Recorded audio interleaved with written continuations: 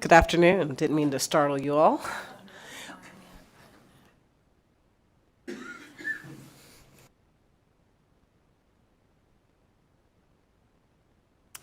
Welcome to the Senate Committee on Growth and Infrastructure. Will the Secretary please call the roll? Senator Hammond, Senator Hansen, Senator Pizzina, Senator Spearman, Chair Harris. Here, please mark members present as they arrive. We have 3, so we have a very slim quorum of the committee. We'll go ahead and just jump right into the business of the day and start with Assembly Bill 407, which revises provisions governing the release of personal information by the Director of the Department of Motor Vehicles. We'll invite up, actually, just kidding. Just kidding. I promised Assemblywoman Brown-May that she could go first. And so we will kind of close the hearing on 407 and officially open the hearing on AB 408, which revises provisions relating to reckless driving, and welcome up Assemblywoman Brown-May. Go ahead and begin whenever you're ready.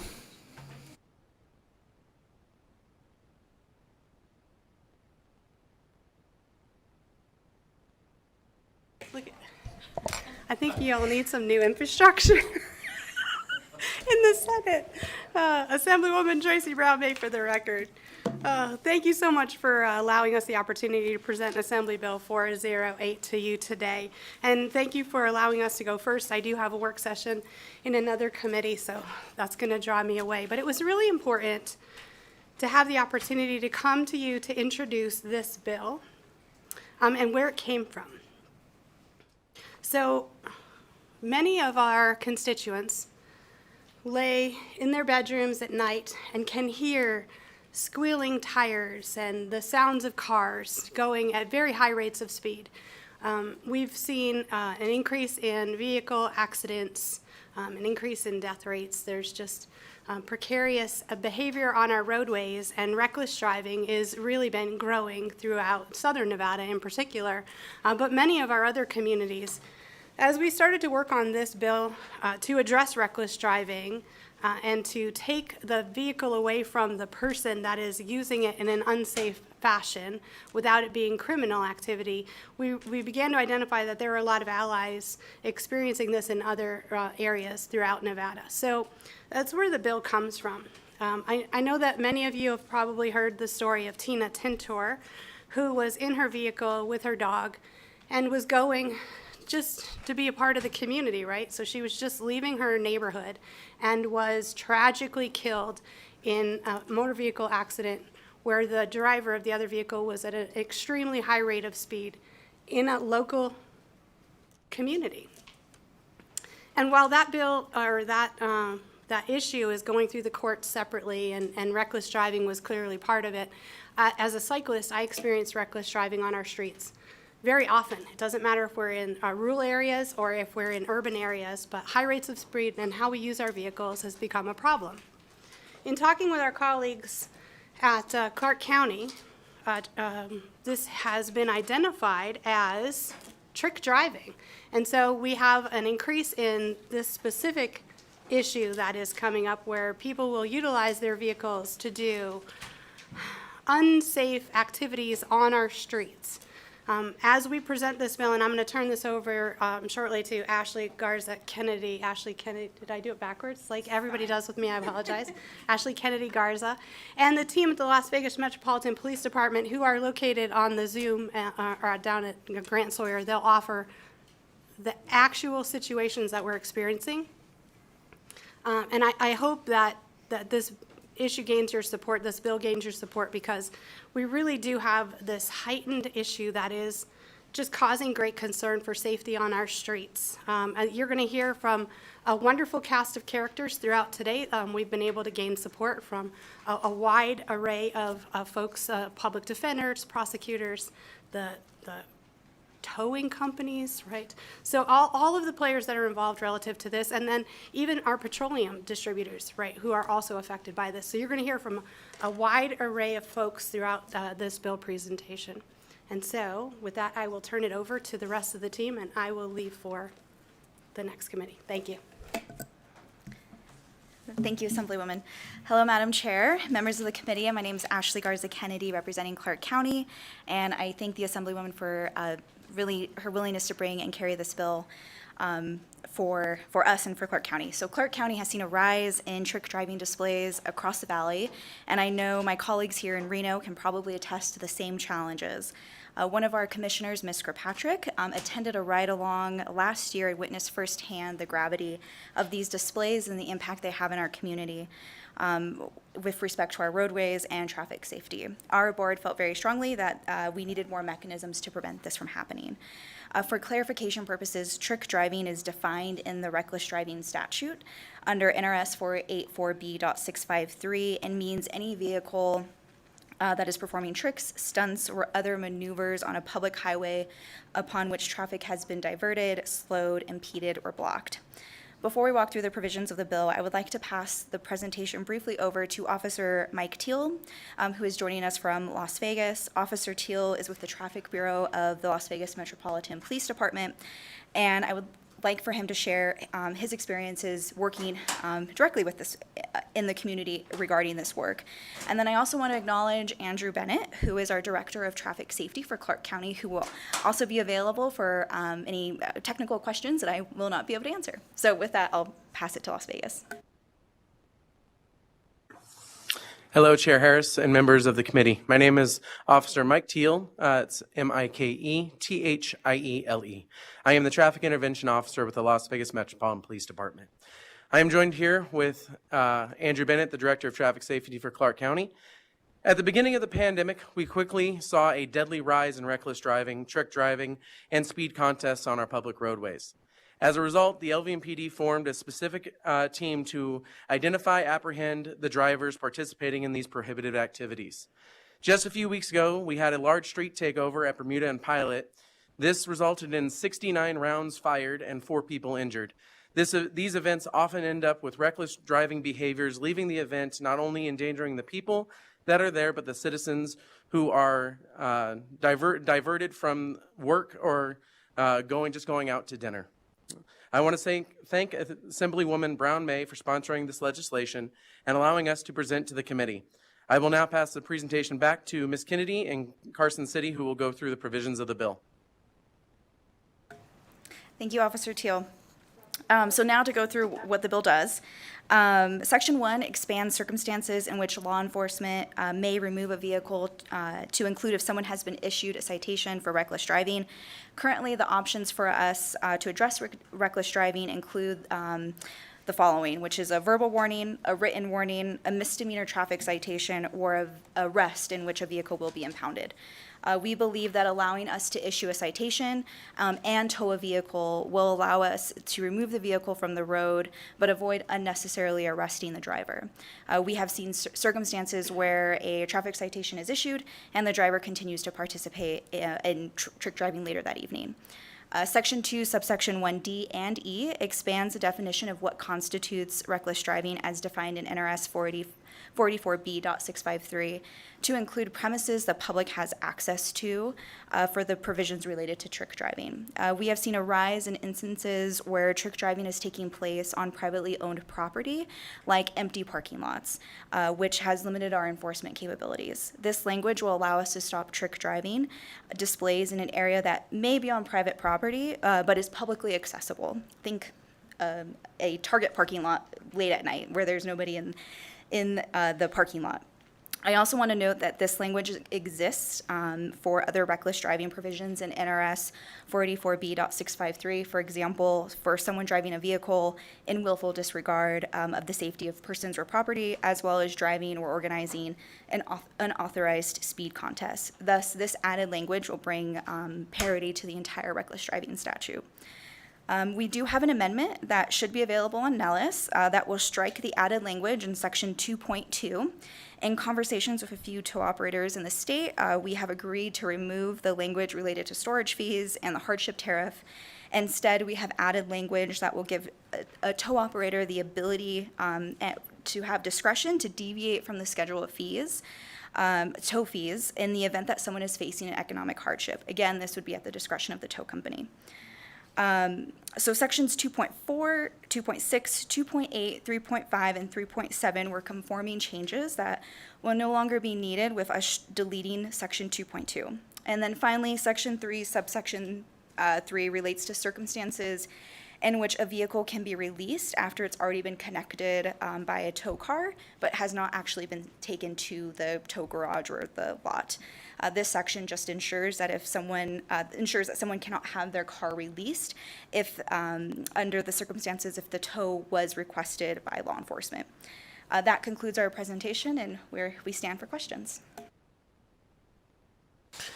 Okay, thank you so much. Committee members, do we have any questions?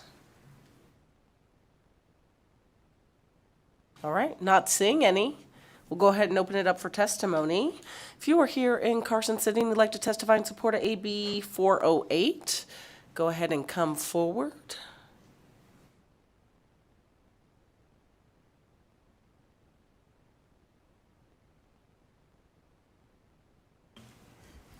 Always let law enforcement go first.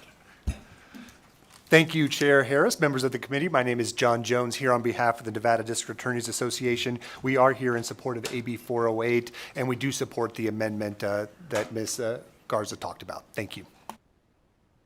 John, stay there. Go ahead. Thank you, Chair, members of the committee. For the record, Mike Cathcart, representing the city of Henderson.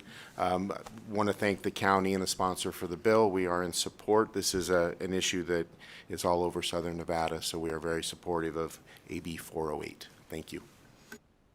Good afternoon, Chair Harris and members of the committee. Peter Kruger with I3 Public Affairs, today representing the Nevada Petroleum Marketers and Convenience Store Association. About a year ago, several of my job members, which include firms like Rebel Oil, Pro Petroleum, Often Petroleum, and others, had to cease their pickup of fuel at what we call the UNEV pipeline terminal, which is at US 93 and Grand Valley Parkway in North Las Vegas. This meant that our transportation drivers were not able to deliver much needed fuels to the Las Vegas Valley. Our drivers also reported that they were unable to get through specifically this critical intersection with their loads of gasoline and diesel fuel. There were even reports of slashing of tanker truck tires on one or two occasions and threatening drivers. So this is a very serious problem. We want to thank Commissioner Kirkpatrick, the county and its officials, and especially Metro for their leadership in installing most recently these new rumble strips, which I think we all are hopeful and believe that will stop this type of activity. And if it works out there, I'm sure we'll see much broader use. So we're in support of all efforts that concern and will prevent dangerous driving, including the amended version. Thank you. And before you go, I'm going to allow Senator Hansen to ask his question of Mr. Jones so that he can step back. Feel like we're in judiciary, actually. Same people. Actually, the officers mentioned a deadly rise, but I haven't seen any actual stats. I mean, how much of a problem is this? And he indicated prior to COVID it didn't exist or was minimal. Why the spike? I mean, if they're literally blocking intersections in the absence of this law, you guys don't have the tools to go after these kind of people? And John Jones on behalf of the Nevada District Attorneys Association. It has been increasing in Clark County. I don't have statistics on me. Maybe some of the gentlemen who are down in Clark County can provide those. But it's not necessarily the intersection, Senator, because that is a highway. So the current trick driving statute would cover the highway. What we're increasingly seeing is takeovers of areas that are not designated as highways. So desert lots, parking lots, et cetera. And so what this statute does is along those lines will allow us to cite in those particular locations. okay, so in your opinion, because I was really looking at the stats. I mean, you know, we hear things all the time about how things are getting so much worse, but then when you dig into it, sometimes it isn't quite what they suggested. But in your opinion, in law enforcement, there is definitely a significant rise in this stuff, and we need these laws to crack down. John Jones on behalf of the Nevada District Attorneys Association, yes. And I do have stats, I just don't have them off the top of my head, Senator, so I'll make sure to get them to you. And it looks like the gentlemen down south have also approached the table, so maybe they can provide further clarity for you. Very good, thank you. Officer Mike Teal for the record. Since we created the team, what we call RAID, the Racing Apprehension and Intervention Detail, we have over 150 just arrests from the trick driving side of, and I can get you the exact numbers. It'll just take me a few minutes to find that. Okay, well, even after you Andrew took Bell. 150 of them off the street, did you see a decline? We have not. We keep on seeing that it is consistently being a problem on our roads. Very interesting. Thank you, Madam Chair. Thank you, Chair Harris and members of the committee. For the record, my name is Pamela Del Porto, P-A-M-E-L-A-D-E-L-P-O-R-T-O. I'm Executive Director for Nevada Sheriffs and Chiefs Association, and we are here in strong support of this bill and the amendment. Thank you so much.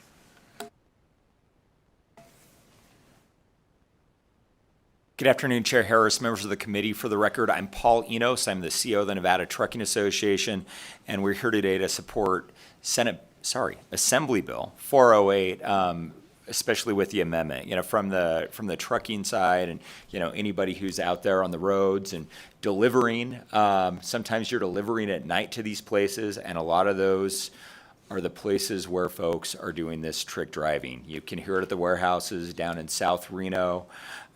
Used to be able to hear it from my house.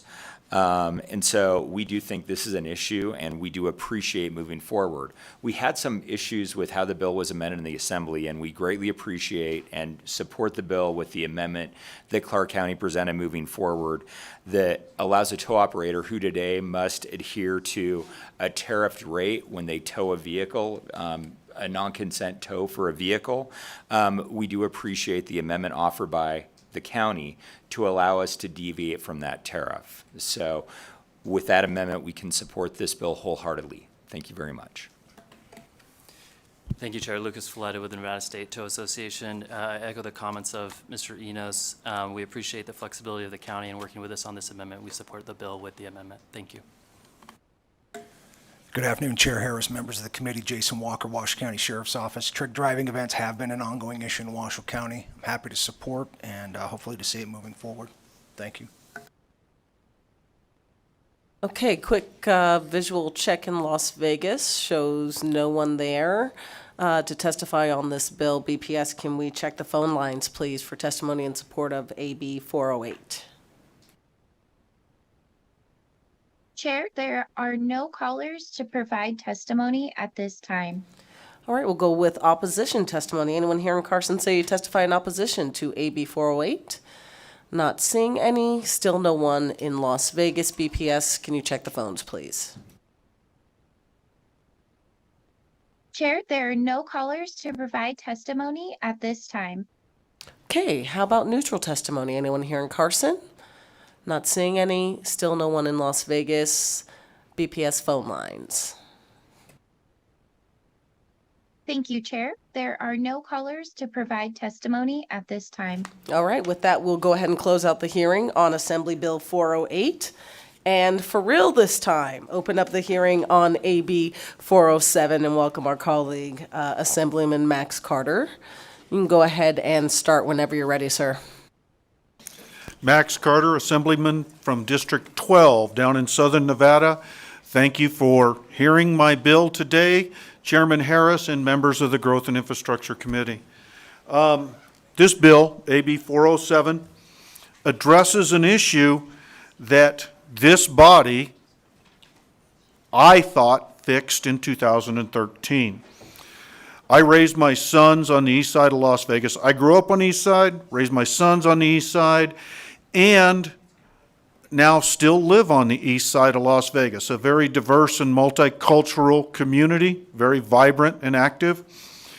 And I remember my sons who graduated in the early aughts, 03, 05, and 08, had friends that they would have to leave, their friends would have to leave football practice, wrestling practice, parties at our houses to go pick up their parents or their grandparents from work because their parents or grandparents were afraid to go to the DMV to get a driver's license. AB, I believe it was, well, I'm not sure. Senate Bill 303, that Senator Spearman's name was on, and it was a bipartisan bill, went through creating the driver's authorization cards. And there were protections put in, privacy protections that were put in to encourage members of my community to get those driver's authorization cards. The problem is still there. I've now got a granddaughter that's graduating high school on the east side.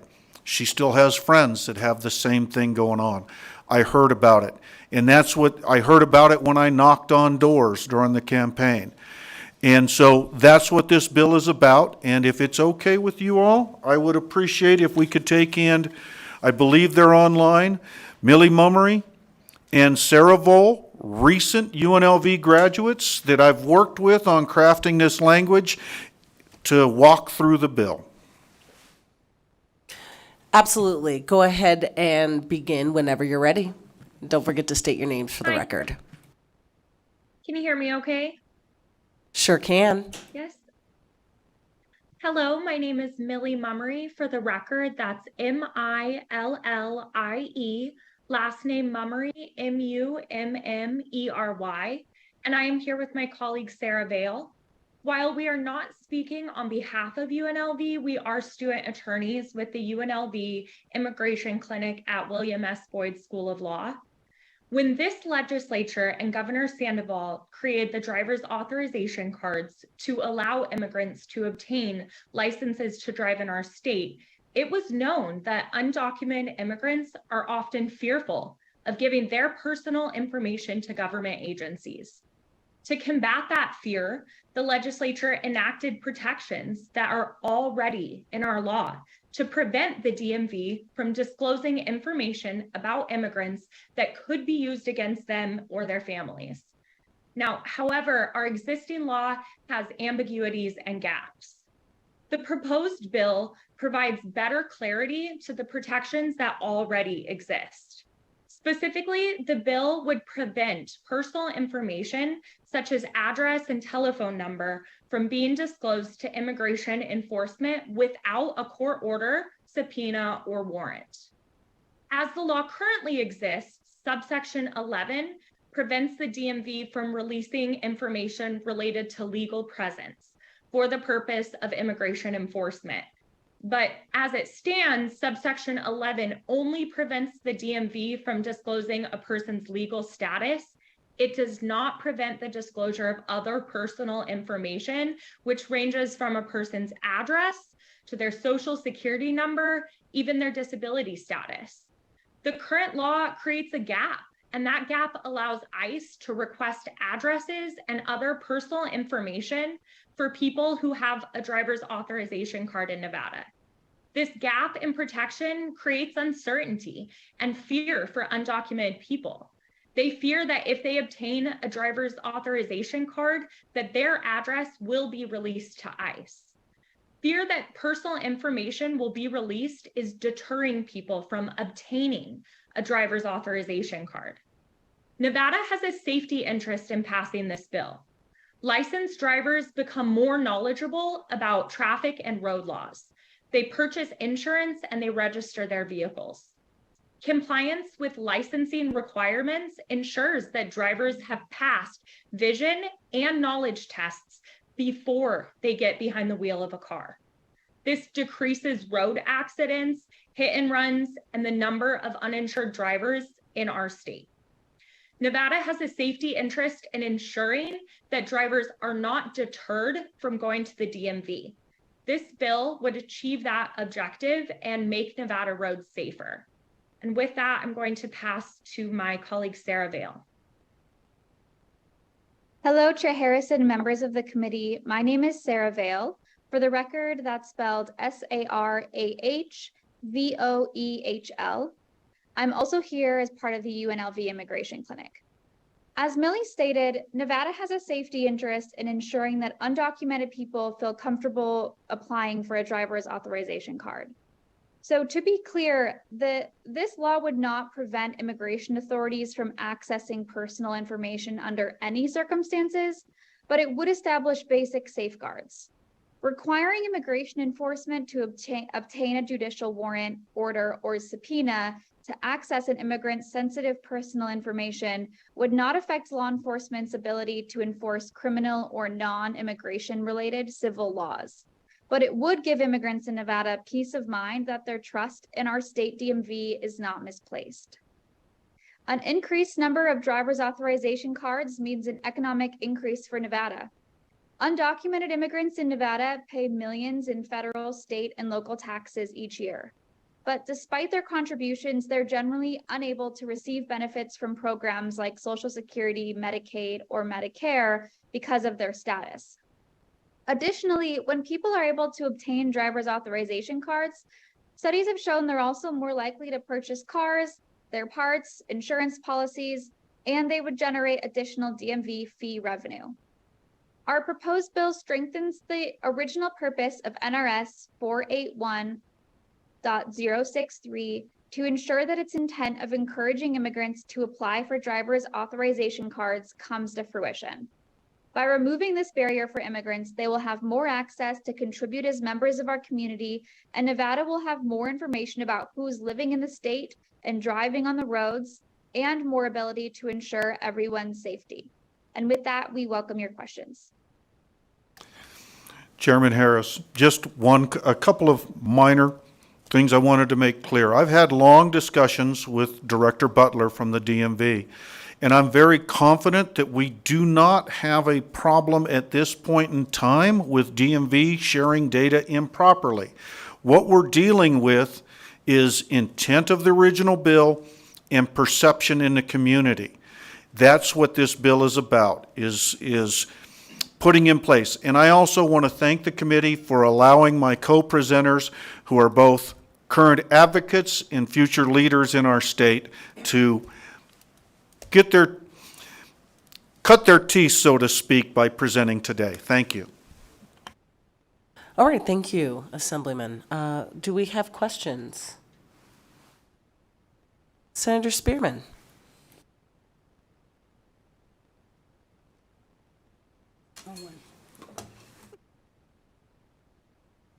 Here we go. So yeah, I remember the bill. I want to say it was 2013, and the reason that we did that was because we looked at insurance rates where you had people who may be undocumented and they were not. They didn't have driver's license, didn't have insurance, et cetera, et cetera, et cetera. So I guess what I'm looking at now, how widespread, I know what they said, but how widespread is this? And are there pockets where it's more prevalent than other places? Senator Spearman, Max Carter, for the record. That data is near impossible to collect. What we're dealing with is the same anecdotal evidence that we were dealing with back when this original bill was crafted. You know, unfortunately, I'm hearing it from my granddaughter instead of my sons this time. I'm hearing it at the doors, that there's still that fear because of that possibility of having personal data released. Senator Hansen. Thanks. The uninsured drivers side of this, one thing I've noticed is there have been a series of accidents, and it seemed like almost inevitably one of the drivers has an immigration issue, but also, rare exception, they are uninsured. I'm just kind of wondering, do you have any stats that just show that since we passed that law in 2013 that there's been a decline in the number of uninsured motorists that were of questionable immigration status? Unfortunately, no, I do not, Senator Hansen. We will work on that and get it for the record, but at this point in time, no, sir, I do not. Okay, that was one of the main impetuses to getting it passed back in 2013. And I opposed it back then, just just so for the record, and that's one of the reasons I didn't see the proof of it. The other issue that comes up that's kind of interesting, we as a legislative body are basically telling our government not to cooperate in enforcing laws. Got a real hang up about that. The other issue that comes up frequently is I deal with a lot of legal immigrants, and they're very resentful of the illegal immigrants because they're competing for the same jobs, and in their opinion, they are suppressing the wage scales in these communities. So I'm just kind of wondering, maybe a plurality of them, but I know there's some real friction there between the people who've done all the correct steps to get to this point and the, what would we call them, the undocumented ones that are actually illegally in the country. Max Carter. Senator Hansen, while I acknowledge what you're saying, we're now dealing with two different anecdotal pieces of evidence about the resentment between those with status and without status. Both of those are fuzzy numbers that are difficult to collect. And so what I'm saying is this bill really isn't about that. This bill is about clarifying the intent of the 2013 legislation. It's about trying to take and make our roads safer by having better educated drivers and having insured drivers, and taking away any barriers we can. The discussion about whether driver's authorization cards should exist or not is not what this legislation's about. I got it. That's a past bill that I got beat on. However, it's very important, since you just mentioned again, one of the main purposes of all of that was to make sure we maximize the number of insured drivers. I want to see the stats that show that, in fact, between 2013 and today, about a 10-year window, we have seen an increase in the number of properly insured drivers on Nevada roadways. Thank you, Madam Chair. Further questions? Okay. We'll go ahead and open it up for testimony at this time. If you are here to testify in support of AB 407, go ahead and come forward.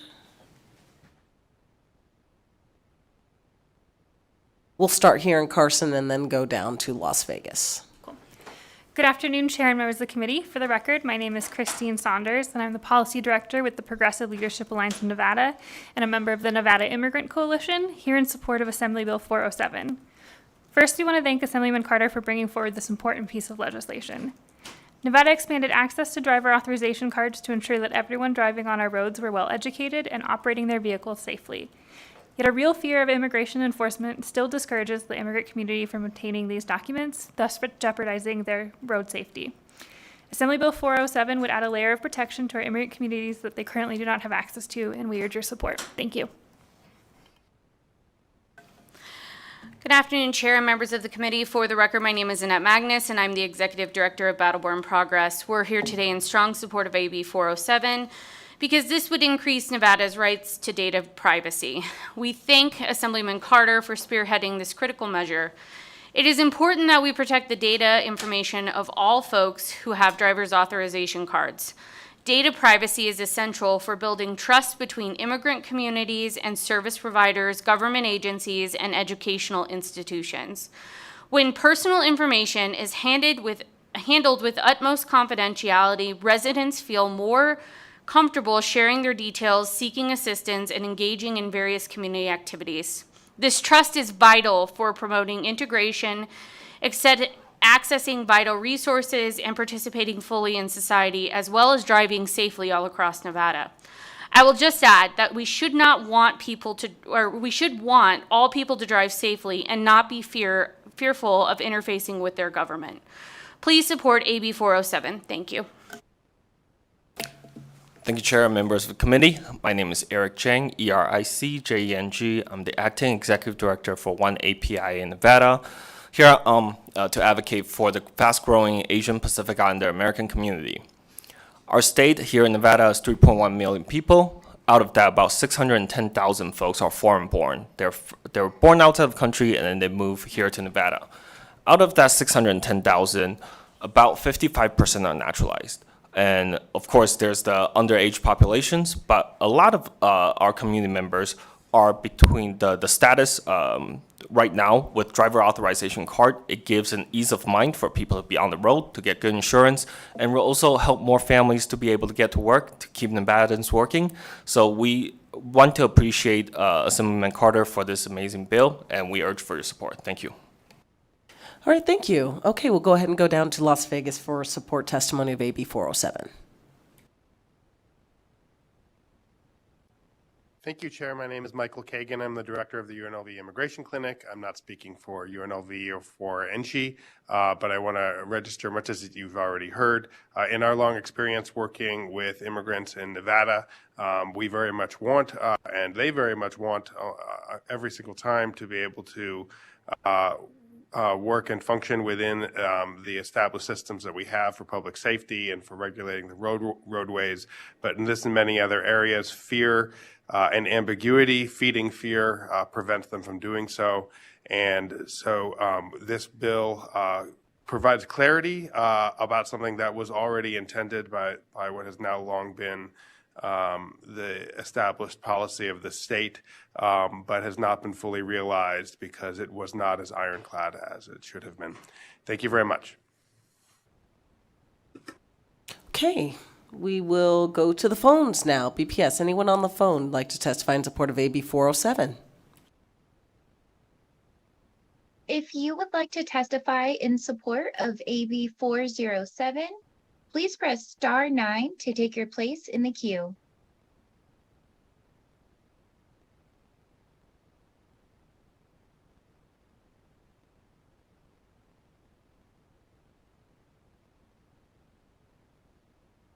Good afternoon, Chair Harris and members of the Growth and Infrastructure Committee. My name is Deanna Huachuran. That is DEANNAHUATRAN. And I'm the Coalition Coordinator for the Nevada Immigrant Coalition. Here on behalf of the coalition, the Nevada Immigrant Coalition consists of diverse organizations from across the state that work together to fight for immigration reform and immigrant justice. And the NIC is here in strong support of Assembly Bill 407. Increased data privacy would allow for our immigrant, refugee, and asylee communities to be able to navigate their public systems and agencies without the fear of uncertain exchanges and compromises to the often sensitive data being shared, and an increased sense of safety for all community members alike. While data privacy is a matter that many, if not all, residents care about, it is especially important for our immigrant residents who are substantially more vulnerable to displacement, retaliation, and social insecurity. AB 407 would promote increased trust in our public agencies and continue upholding the ethical data privacy practices that would safeguard some of our most vulnerable residents, including those in our immigrant, refugee, and asylee communities.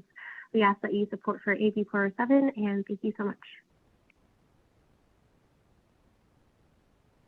All right, we'll come back here to Chair? Carson. Yep, yes. My apologies, Chair. That's okay. That was the last of the support on the phone lines, correct? Yes, Chair, that's correct. All right, thank you. We'll come back here to Carson for testimony in opposition. Anyone here in Carson want to testify in opposition to AB 407? Okay, not seeing anyone in Las Vegas. BPS, can we check the phone for opposition testimony, please?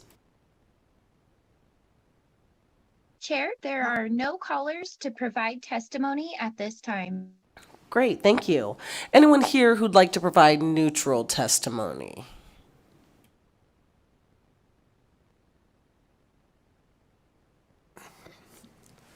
Good afternoon, Chair and committee members. Sean Sever from the Nevada DMV.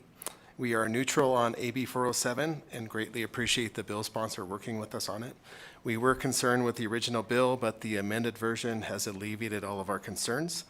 And we do provide information to third parties, which may obtain driver and vehicle information records through our record section. This is governed by NRS 481.063 and NRS 485.316. The revenue from record sales offsets the operational costs of providing the information and is also important to our overall IT department budget. So thank you for your time today. Okay, neutral testimony in Las Vegas. Not seeing anyone. BPS, can we check the phone lines for neutral testimony? Chair, there are no callers to provide testimony at this time. All right, thank you. We'll go ahead and close out the hearing on AB 407 and move into public comment. Is there anyone here who'd like to give public comment? Not seeing anyone. Also not seeing anyone in Las Vegas. BPS, can we check the phones for public comment, please? Chair, the lines are open and working, but there are no callers at this time. Okay, with that, ladies and gentlemen, we are adjourned. Have a great day, everybody.